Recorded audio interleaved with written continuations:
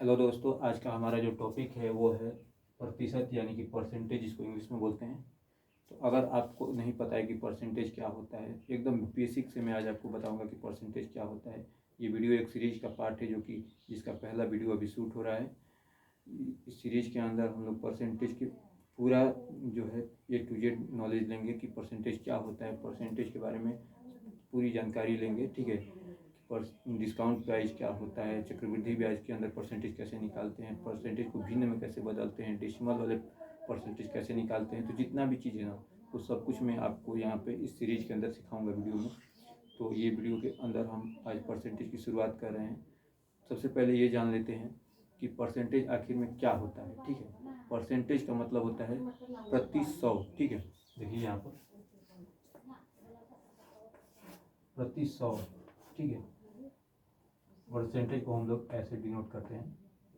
ठीक है, तो प्रति सौ बोलते हैं। ठीक है, यहाँ पर देखिए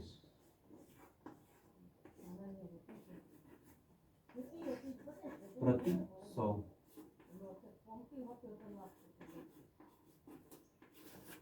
सौ, ठीक है, यानी कि 100 में से कितना। ठीक है, जैसे मान लीजिए अगर आपको नहीं समझ में आया तो मैं आपको एकदम सिंपल लैंग्वेज में बताता हूँ। देखिए, मान लीजिए हमारे पास 100 टॉफ़ी है। ठीक है, और मान लीजिए मैंने किसी को दे दिया 50 टॉफ़ी। उसमें से 100 टॉफ़ी मेरे पास था, मान लीजिए कितना था, 100।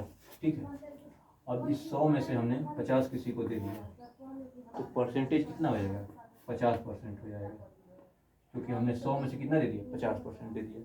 ठीक है, तो मुझे उम्मीद है कि आपको ये समझ में आ गया होगा कि परसेंटेज क्या होता है। अब दूसरा सवाल आता है कि परसेंटेज को हम लोग क्यों पढ़ते हैं।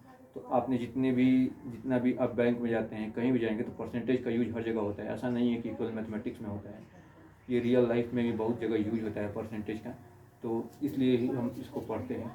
आपने सुना होगा कि पॉपुलेशन इतने परसेंट से इंक्रीज कर रही है न्यूज़ वगैरह में, तो उसमें भी परसेंटेज का रूल होता है। जीएसटी कैलकुलेट करते हैं, वहाँ भी परसेंटेज का रूल होता है। हर जगह परसेंटेज का यूज होता है, इसलिए हम लोग परसेंटेज को पढ़ते हैं। और परसेंटेज को सीखना बहुत ही आसान है। तो मैं इस सीरीज़ में आपको हर चीज़ एक एक टॉपिक को एक सीरीज में कवर करूँगा एक वीडियो के अंदर।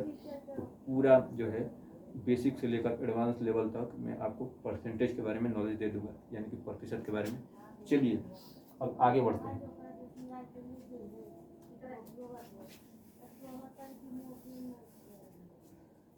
तो अभी तक हमने ये सीखा कि परसेंटेज क्या होता है, हम इसे क्यों पढ़ते हैं।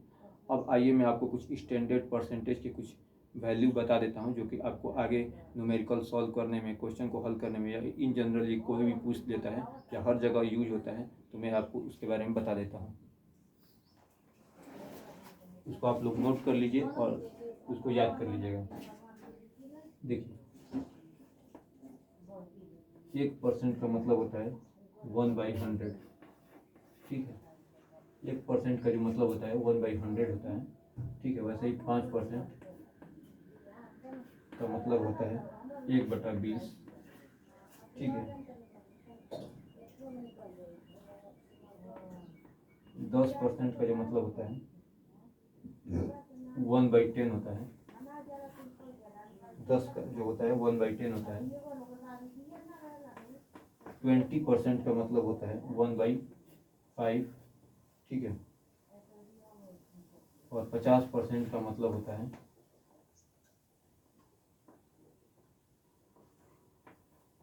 50% का जो मतलब होता है वो होता है आपका 1/2। अब आगे और भी है, वो भी देख लेते हैं। तो 75% जो होता है वो होता है आपका 3/4। और 100% जो है वो आपका होता है 1। ठीक है, और 125% देख लेते हैं यहाँ पर। 125% हो जाता है हमारा 5/4। ठीक है, और 150% जो है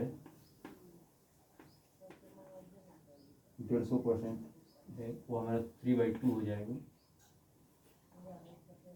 और 200% को हम लोग 2। ठीक है, तो ये कुछ स्टैंडर्ड परसेंटेज को कैलकुलेट करने का जो है वो आप याद रख सकते हैं, वैल्यू है कुछ परसेंटेज को। जो कि आपको याद होना चाहिए, ताकि आप आसानी से कैलकुलेशन कर पाएँ। जब इन जनरल आपसे कोई पूछ लेता है कि 75% का मतलब क्या हुआ, तो आप आराम से बता सकते हैं कि 3/4 होता है। ठीक है, अब चलिए आगे बढ़ते हैं और आज का जो हमारा टॉपिक है परसेंटेज, उसके बारे में सबसे जो बेसिक चीज़ आती है उससे शुरू करते हैं।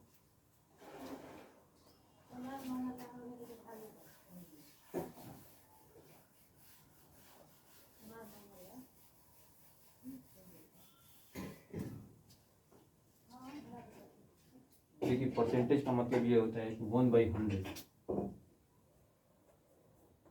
1/100 परसेंटेज को हम लोग ऐसे डिनोट करते हैं। ठीक है,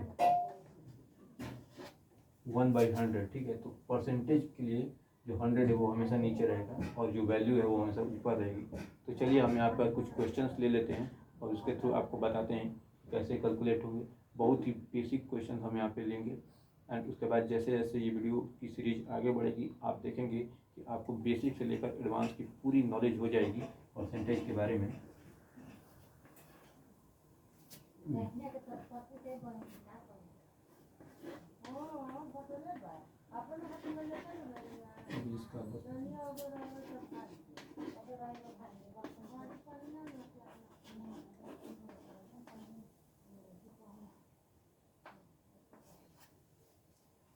यहाँ पर एक क्वेश्चन है कि 20 का 10% कितना होगा। आइए हम इसको कैलकुलेट करके आपको बताते हैं। 20 हो गया और का मतलब होता है गुणा, इसे हम इंग्लिश में ऑफ भी कहते हैं। तो अगर कहीं ऑफ लिखा हो तो इसका मतलब आप समझ लीजिए गुणा के बारे में बात कर रहे हैं, मल्टीप्लिकेशन। ठीक है, और यहाँ पर 110 लिखा हुआ है और यहाँ पर इसके नीचे हम लोग परसेंटेज का मतलब होता है 100, मैंने आपको सिखाया है। अब हम लोग यहाँ से 1 0 से 1 0 कर देंगे। ठीक है, यहाँ से 1 0 से 1 0 कर देंगे और इस 2 का गुणा 1 में करेंगे तो सिंपली कितना आ जाएगा, 2 आ जाएगा और यही आपका आंसर हो जाएगा। ठीक है, तो मुझे उम्मीद है कि आप लोग को ये समझ में आया होगा। अब मैं आप लोग को एक और नया क्वेश्चन देता हूँ और उसका आंसर मुझे कमेंट में चाहिए।